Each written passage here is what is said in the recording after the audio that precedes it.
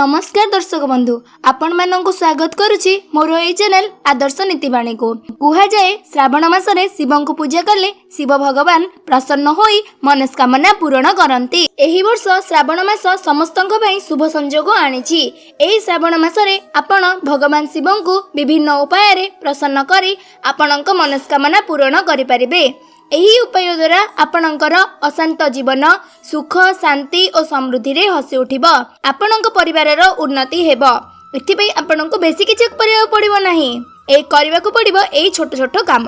प्रथम रे आपण श्रावण मासर संध्या बेले शिव मंदिर जाई शिवंक पाखरे घियर माटी दीप लगांतु। देखिबे आपणक भाग्य रे परिवर्तन होई जिवो। एही कथा मन रखंतु। मंदिर रे प्रवेश समय रे शिव पंचाक्षर मंत्र जप करंतु। एही श्रावण मास केतेक राशि व्यक्ति मानक पई होइथाय बहुत खास। सेही राशि व्यक्ति माने हेले मेष वृष कर्कट सिंह कुंभ। एही राशि व्यक्ति माने शिवंक पाखरे करंतु रुद्राभिषेक जहा द्वारा पाई परिबे शिवंकर अपार करुणा। एही राशि व्यतीत अन्य राशि लोकंक पई मध्य भगवान शिवं को प्रसन्न करिवार खास उपाय अछि। आपण माने श्रावण मासर प्रत्येक सोमवार दिन सूर्योदय पूर्व उठी नित्यक्रम सारी शिव मंदिर रे 108 बेलपत्र चढ़ांतु। देखिबे आपणक भाग्यर परिवर्तन होई जिवो। श्रावण मास को शिवंक मास कुहा जाय।